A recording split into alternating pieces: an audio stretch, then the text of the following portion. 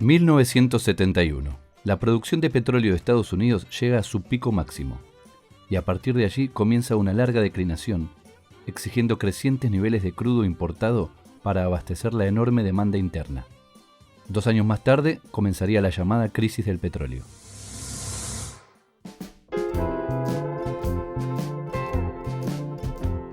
...1999...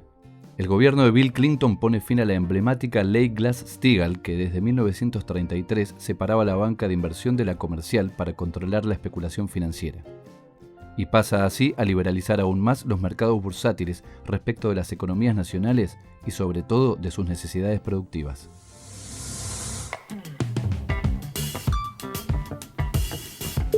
...2021... Las Naciones Unidas advierten que el volumen actual de inversiones en energías renovables no es suficiente para combatir el cambio climático. Para cumplir los objetivos de la Agenda 2030 es necesario triplicar la tasa anual de inversiones, de los $400.000 millones actuales a más de $1 billón por año. Desde la periferia sudamericana, el predominio de la inversión extranjera y su lógica financiera sobre el sector energético, más que una solución, parecen ser parte del problema. Soy Federico Nasif y les doy la bienvenida a Transición Energética Argentina. Un podcast de la Fundación Innovat, la unidad de vinculación tecnológica del CONICET. En este podcast vamos a conversar con especialistas de distintas áreas y disciplinas para pensar cómo podemos transitar hacia una nueva forma de relacionarnos con nuestras fuentes de energía. Un aporte de ideas de fondo para conjugar desarrollo, tecnología, inclusión social y sustentabilidad ambiental. Episodio 2. ¿Cómo financiar la transición energética en Argentina? Durante la década de 1990, los gobiernos de América Latina respondieron a las crisis de deuda externa, eliminando las normativas que hasta entonces regulaban e incluso excluían a las inversiones extranjeras de los sectores estratégicos, poniendo en práctica drásticos programas de privatización.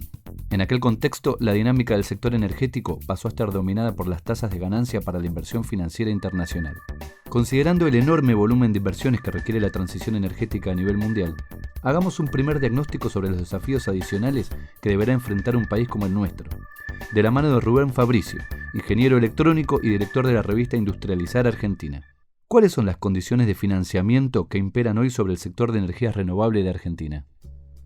Financiamiento externo, garantías vía organismos extranjeros, porque eso se teorizó a partir de la inserción de Argentina en la cadena de valor global de la energía eólica, y obviamente cuando te insertás en una cadena de valor global que tiene su centro en un país que desarrolla tecnología, vos sos el último eslabón donde lo único que pones es algunos puestos de trabajo marginales, y eso no te permite desarrollar tecnología.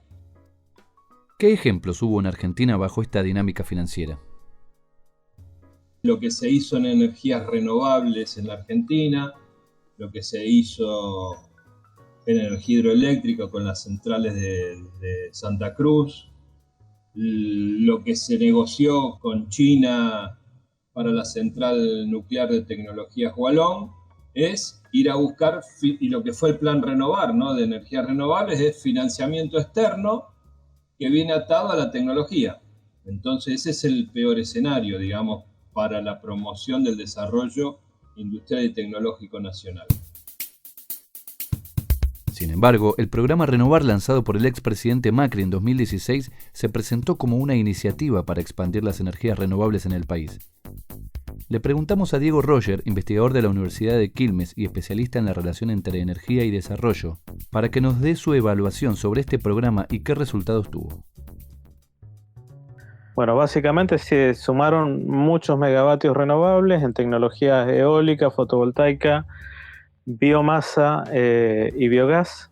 La mayor cantidad de potencia se sumó en eólica y después en fotovoltaica, y es un plan que estuvo basado fundamentalmente en la importación de equipos, no orientado al desarrollo de industrias y tecnologías nacionales, y todas las facilidades del plan estuvieron puestos en esquemas de garantías para asegurarles a quienes eran titulares de estos parques que puedan cobrar y remitir divisas extranjeras con diversos mecanismos de reaseguro que incluyeron garantías incluso del Banco Mundial, un mecanismo fiduciario de aseguramiento también, y tarifas dolarizadas e incrementales anualmente. ¿Qué grado de integración a la economía nacional tuvo este plan? Lo único que integraron nacional fueron las torres y una parte de las torres, porque lo que se hacía, digamos, en términos del ensamble era traer desarmadas piezas y armarlas acá, no había ningún desarrollo. Y por otro lado, tampoco se dio margen para los desarrollos que había, por ejemplo, IMSA, que pudieran participar. Entre otras cosas, porque estaba orientado a tomar deuda externa, a renovar, y no se creó ningún tipo de mecanismo de financiamiento interno para darle lugar a la industria nacional, y tampoco se le dio lugar cuando se le hicieron llegar propuestas explícitas para tratar de impulsar, digamos, la industria nacional y que tenga su curva de aprendizaje sobre la base de crear algún mecanismo de financiamiento. Además, no hubo ningún tipo de intento de iniciativa en ese sentido. Entonces, ¿cómo impactó esta dinámica financiera sobre los objetivos de transición energética del país? Bueno, hoy está paralizado, digamos, el plan Renovar no existe más, hay que resolver lo que está pendiente. El mecanismo, los proyectos de Renovar básicamente eran un proyecto financiero, los contratos eran a 20 años en dólares, por lo tanto, eso también tiene un trasfondo que es la dolarización de las tarifas. Los contratos de Renovar se hacen con tarifas dolarizadas, entonces eso, digamos, es otro de los contrasentidos, ¿no? Además de que el financiamiento externo te condiciona al desarrollo industrial y tecnológico nacional, también te dolariza los costos y las tarifas, ¿no? Ese ha sido el resultado del plan Renovar. Si queremos poner dos ejes, eso, tarifas dolarizadas y baja participación de la industria nacional. Esa es la consecuencia de apalancarte en un financiamiento de agencias de exportación de países desarrollados. En definitiva, el plan Renovar impulsado por la Alianza Cambiemos en 2016 no fue más que un subsidio estatal a la importación de paquetes tecnológicos cerrados, agudizando al extremo el modelo de privatización, endeudamiento y dependencia tecnológica iniciado por la última dictadura militar y profundizado durante la década de 1990. Uno de los efectos más nocivos y a la vez menos cuestionados de este esquema es la dolarización de las tarifas y su impacto directo tanto en la inflación como en el acceso a la energía. Si bien Argentina es un país periférico y dependiente, aún cuenta con un considerable entramado industrial propio, que le permite complementar el desarrollo energético con un esquema de relativa autonomía. Esta situación de base abre la posibilidad para generar instituciones financieras con fondos locales que podrían sostener un plan de desarrollo energético en sus distintas etapas. Para Rubén Fabricio, el mejor ejemplo lo ofrece el Banco Nacional de Desarrollo Económico y Social, BNDES, de Brasil. Bueno, históricamente en América Latina hay un ejemplo muy importante que es el del BNDES de Brasil, el Banco Nacional de Desarrollo de Brasil, que apalanca grandes obras de infraestructura, especialmente las de tipo eléctrico que nos interesan en esta charla, contra una elevada integración nacional, es decir, obliga a que gran parte de los componentes y partes que se incluyen en las diversas obras energéticas sean fabricados en Brasil.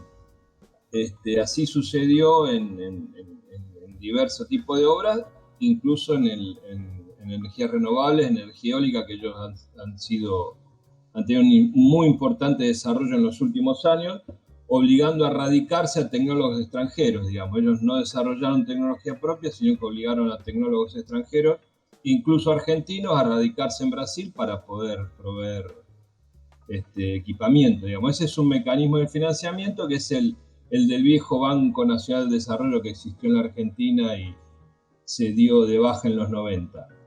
El resto de América Latina se financia, por ejemplo, Uruguay, Chile, se financian con financiamiento externo. Es clara entonces la posibilidad y la necesidad de reorientar el esquema de generación de energía hacia las necesidades de desarrollo federal con industria y tecnología local. ¿Pero qué implica un proceso de desarrollo de estas características? Para Diego Roger, de la Universidad Nacional de Quilmes, el principal desafío radica en la posibilidad de especificar la generación de energía destinada al consumo interno.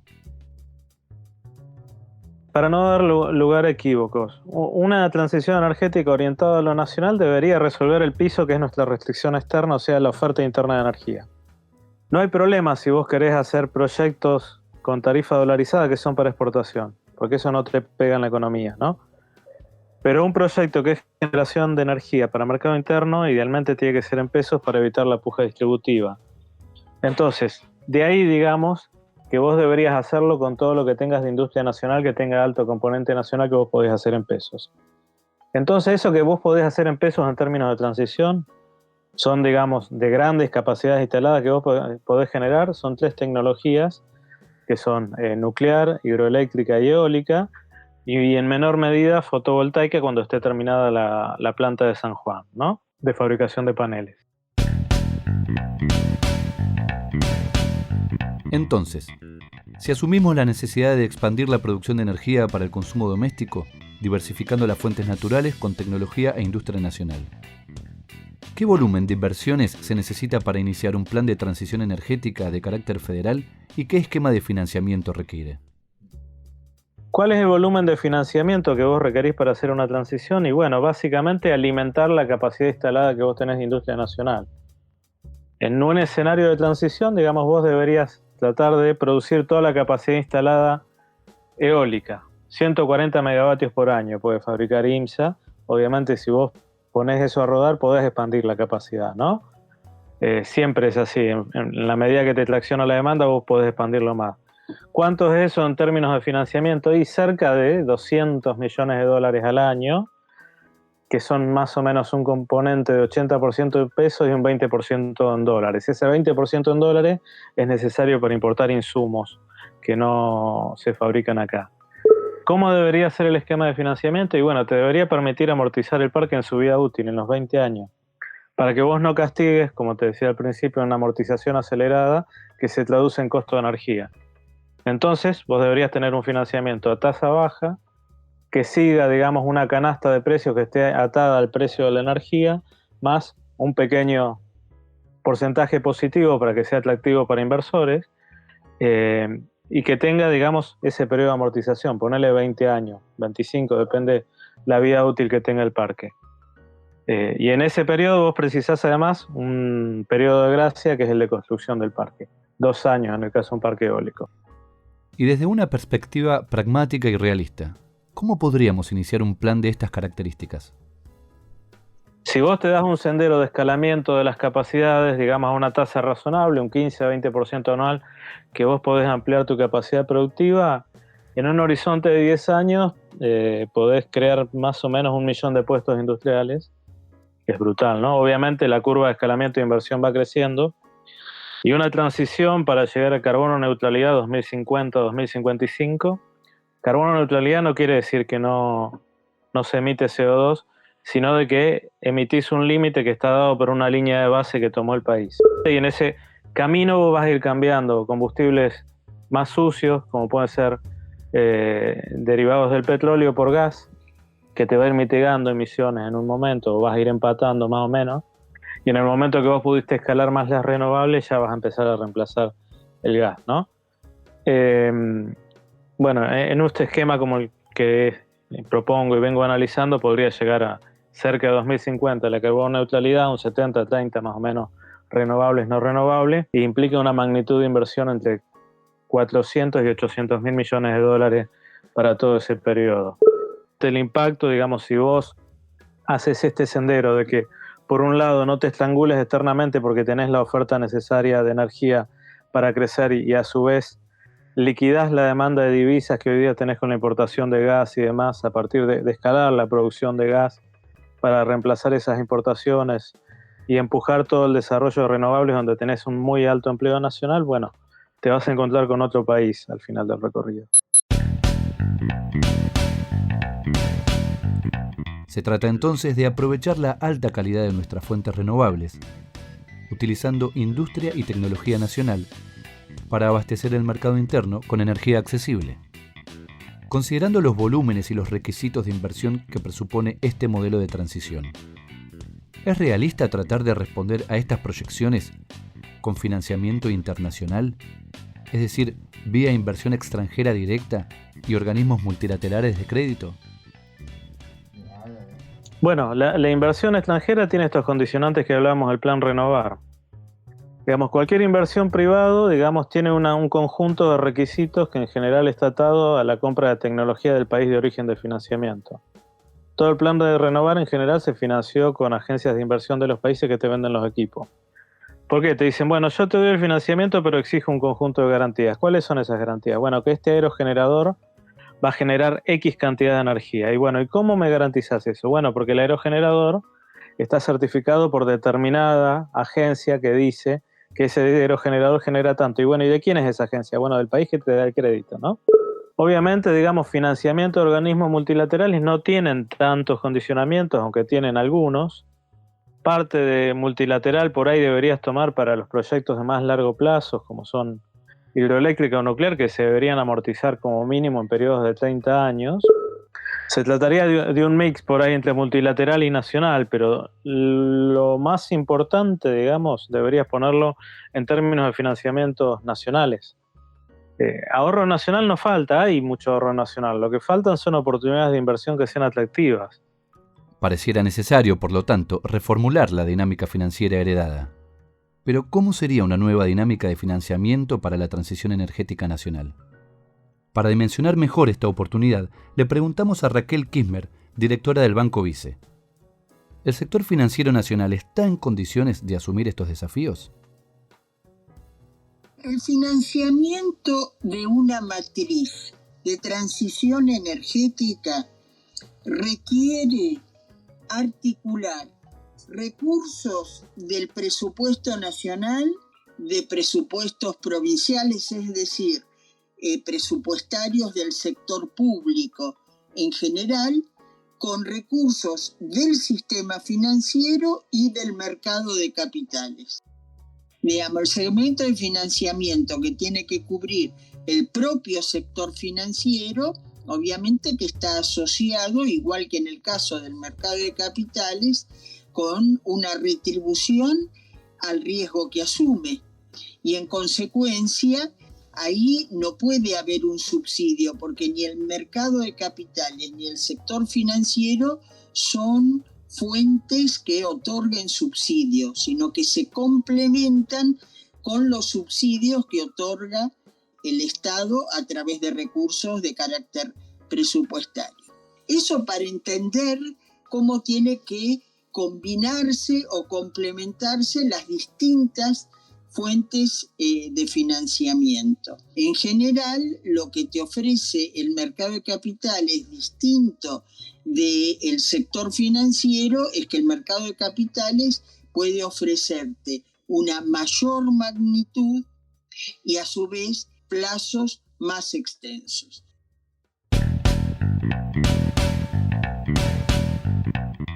Sobre la base del escalado de la industria de bienes de capital, la gran demanda de empleo y el estímulo al desarrollo tecnológico, el sendero propuesto supone un alto porcentaje de componente nacional. Es por ello que el financiamiento por parte del sector público no solo aparece como condición, sino también como una oportunidad histórica. En nuestro país, la realidad es que históricamente tenemos restricciones, en general resultantes del sector externo, por lo cual nuestro sector financiero y nuestro mercado de capitales, por la inestabilidad que ha tenido el funcionamiento económico y por la existencia de esas restricciones, no tienen profundidad. Los plazos y el monto que pueden otorgar, incluido la tasa, digamos, hoy tiene límites respecto de la demanda que se puede abarcar. Razón por la cual esto es un proceso que tiene que ir viendo cómo vamos reconstruyendo esas fuentes. En la gestión de Macri, el mercado de capitales local fue demolido con esa decisión de reperfilamiento que ellos tomaron. El gobierno nacional está haciendo un enorme esfuerzo de reconstrucción, pero bueno, todavía ese esfuerzo de reconstrucción necesita madurar para poder otorgarle profundidad. ¿Existe la capacidad financiera para dar inicio al primer ciclo de inversiones y un ahorro interno capaz de enfrentar la magnitud de las inversiones requeridas? Objetivamente existe. Tiene que estar la voluntad de los inversores de orientarse en este sentido.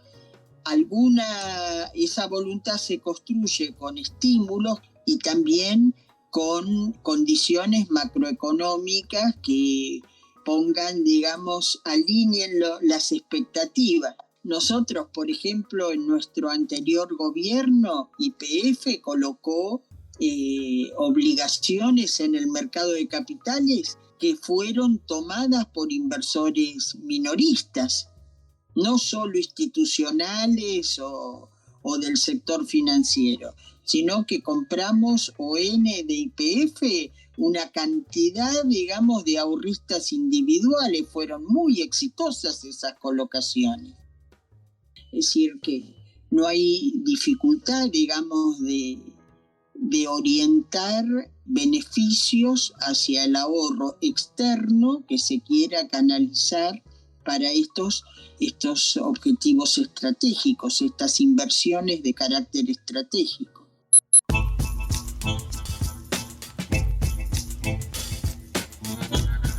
Estamos frente a la posibilidad real de iniciar en el país un proceso virtuoso de financiamiento local, ahorro interno, desarrollo productivo con inclusión social, mayor oferta energética, mejora de la productividad y reducción de emisiones. Si asumimos que es posible y viable realizar un plan de financiamiento local a largo plazo, ¿qué necesitamos para comenzar? Rubén Fabricio, Revista Industrializar Argentina. Bueno, hoy estamos en un impasse porque el gobierno actual tiene que resolver lo que quedó pendiente del plan Renovar, Quedaron cerca de 1.500 megawatts de contratos firmados, de obras adjudicadas, que están con diverso grado de avance en su plan de obras. Algunas tienen un avance importante, otras casi que no arrancaron. Esos contratos están, gran parte de ellos, de la ronda 2, están todos en zona de penalidades. El gobierno anterior, recordemos que el plan Renovar murió en fines del 2018, principios del 2019, porque ya ahí se había agotado ese mecanismo de financiamiento externo. La Argentina entró prácticamente en default, hubo que recurrir al FMI, dejaron de ingresar dólares, por lo tanto ese mecanismo financiero de apalancar las obras de acá con financiamiento extranjero se cortó. Ese es un mecanismo que no debemos repetir, si el objetivo es apalancar industria nacional a partir de los desarrollos energéticos, ¿no? Porque la Argentina necesita no solamente resolver una cuestión energética, sino también resolver una cuestión socioeconómica, ¿no? Que es dar trabajo digno a los 40 y pico de millones de argentinos que somos. Y eso es solo posible a través del desarrollo industrial y tecnológico. Diego Roger, Universidad Nacional de Quilmes. Para que, el desarrollo energético aporte al desarrollo nacional, debería contemplar mecanismos de financiamiento nacionales para darle oportunidad a que la industria nacional tenga su curva de aprendizaje y desarrollo, y esto es lo que permitiría acoplar, precios en pesos dentro del esquema de desarrollo del sector energético, ¿no? Rompería en parte con la necesidad de dolarizar las tarifas para responder a las garantías de repago de créditos externos. Si nosotros tenemos mecanismos de financiamiento interno, un mercado financiero en pesos con algún mecanismo que garantice una rentabilidad positiva, tenemos la posibilidad de financiar la industria nacional y en consecuencia empezar a inyectar industria que está en pesos y se desacopla de la puja distributiva por la vía de la volatilidad cambiaria. Entonces sería un mecanismo virtuoso y de cambio estructural en un punto, ¿no? porque te está cambiando la dinámica estructural de la economía y también productiva de relación al sector energético, en el sentido de que alinea la política energética con la de desarrollo industrial, científico y tecnológico, y creación de empleo, por supuesto, calificado, ¿no? Porque habitualmente en un proyecto importado, digamos, la única mano de obra que se genera es la de la obra civil. Garantizar el empleo industrial en términos nacionales en el país te permite desarrollar nuevas capacidades que implica desarrollo después en otros sectores. Raquel Kismer, directora del Banco Vice. Complementariamente, no podemos dejar de decir que la Argentina no es un país pobre, sino empobrecido, porque no es que no genera ahorro y capital, sino que a través de la fuga ese ahorro y capital se acumula fuera del sistema económico. Ahora, si en general hay un consenso entre los economistas para decir que hay prácticamente el equivalente a un Producto Bruto Interno fuera del sistema económico argentino, pero dentro del propio país, lo que habitualmente se denomina debajo de los colchones, digamos, o en las cajas de seguridad. Y otro Producto Bruto, por lo menos, invertido en el exterior. Por eso yo te decía de las expectativas en relación a los ahorristas, porque tenés que generarle las condiciones de movilizar esos ahorros en función de estos objetivos de política, como puede ser invertir en la transición energética. Creo que es un tema de decisión política, de ordenar una serie de objetivos de política y de instrumentos, muchos de los cuales ya están enunciados y muchos de los cuales ya están en marcha, pero que deberían ponerse en paralelo en el marco de esta estrategia general.